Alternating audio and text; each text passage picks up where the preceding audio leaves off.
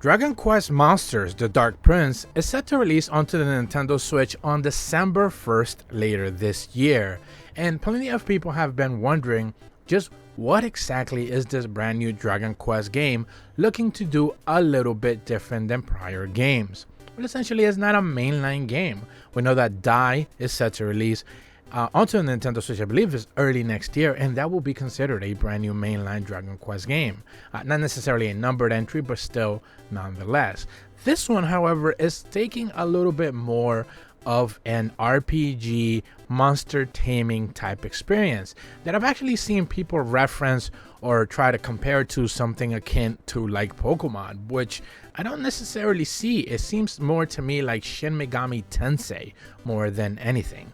So in this video, I want to try to go over 10 brand new features or improvements that we can consider as to why this game is going to be a standout release for Bandai Namco later this year. More importantly, a relatively interesting Dragon Quest entry onto the Nintendo Switch, which we have seen plenty of already.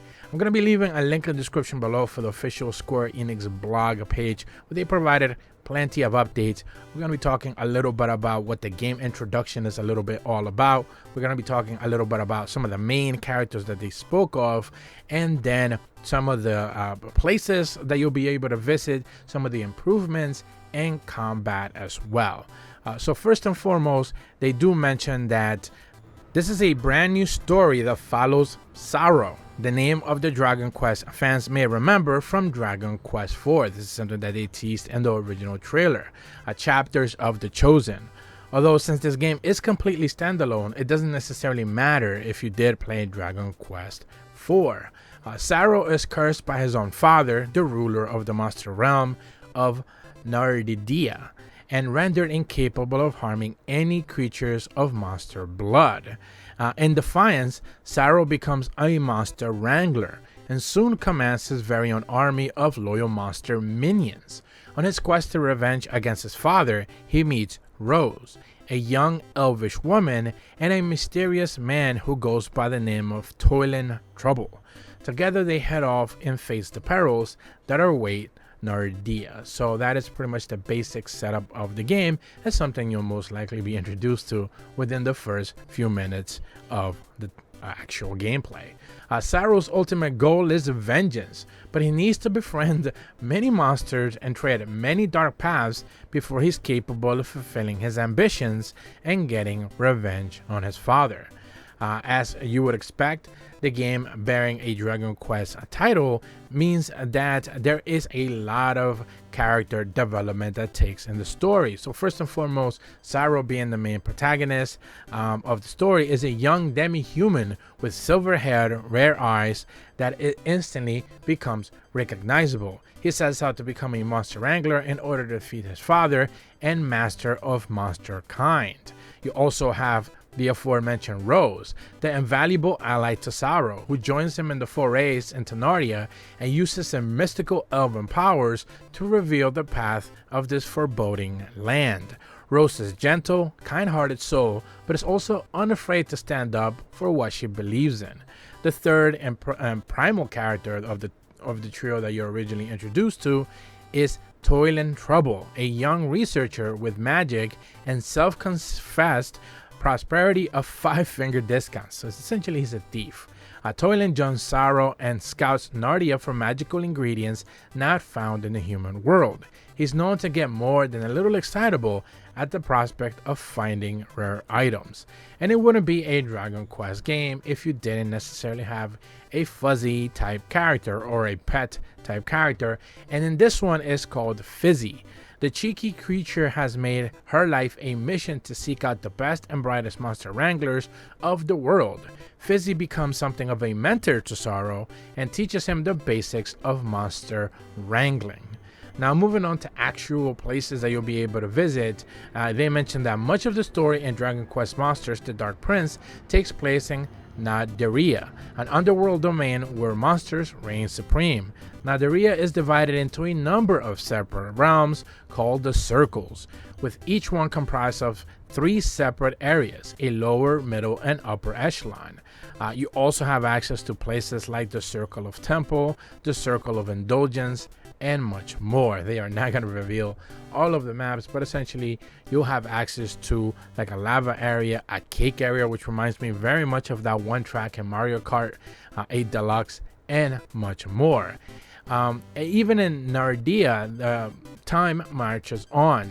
The seasons and cycles of familiar fashions, and as the seasons change, so does the landscape and the monsters that inhabit it. A new time by the year brings fresh discoveries and more monsters to befriend. So one of the things that you'll notice in the screenshots that they shared here, which should have been cycling already, is that you have like a spring season where rivers are flowing, trees are pink, for example, and you have the grass that is green. But then in autumn, everything turns yellowish to brown because it's autumn season, and the monsters that are available for you to be able to tame and wrangle are a little bit different. But very quickly, here comes the winter, so everything turns cold, chilly blue, ice, a lot of snow. So, things will relatively change very quickly based on the seasons, and those wranglable monsters that you have available to you will change as well.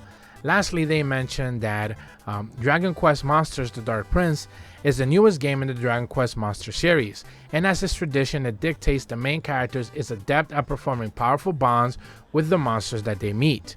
These are monster allies that will join the hero on their adventure, fighting in their stead against enemies that they encounter.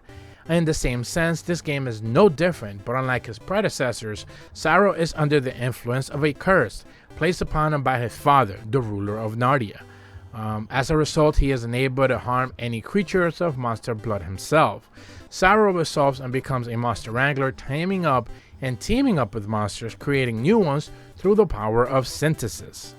With over 500 different types of monsters and a revamped synthesis system, these are brand new monster combinations to discover and many familiar friends, arch enemies, and much more.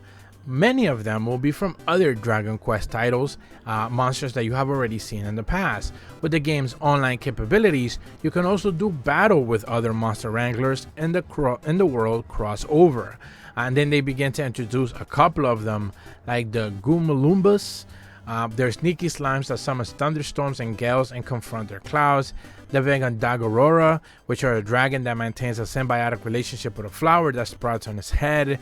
The Ronin Raccoon, which is a monster pierced into the psyche of foes to determine the best strikes to take them down, and much more. These are just a couple of the ones that they mentioned.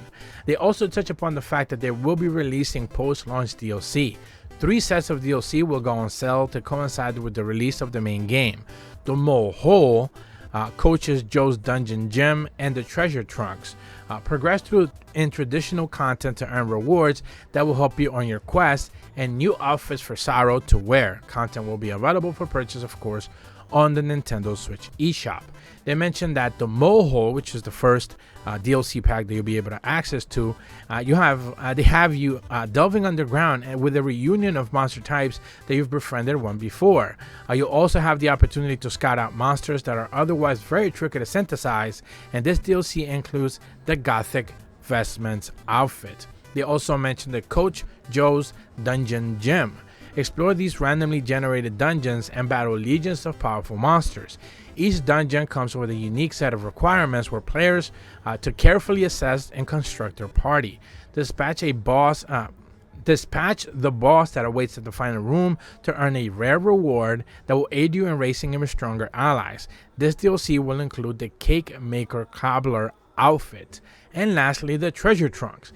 Every time you open these mysterious treasure chests, you'll be obtaining exciting rewards. However, you'll have to wait for a while before you can open the chest again and obtain the next exciting reward on the list. Keep opening them as you're guaranteed to get your hands on some very enticing items indeed. This DLC includes the monstrous male outfit, so plenty of rewards will be available Couple of paid DLC packs will be available as well post-launch. They don't necessarily say when, but of course, because the game is releasing on December 1st later this year, we should expect that to see basically probably make its way into 2024. But that's about all the information that I have for you guys today regarding Dragon Quest Monsters, The Dark Prince, which is set to release once again onto the Nintendo Switch on December 1st later this year. If you're brand new to my channel, though, be sure to leave a like and subscribe. Hit the bell to receive notifications when the videos go up. And as always, thank you so much for watching. See ya.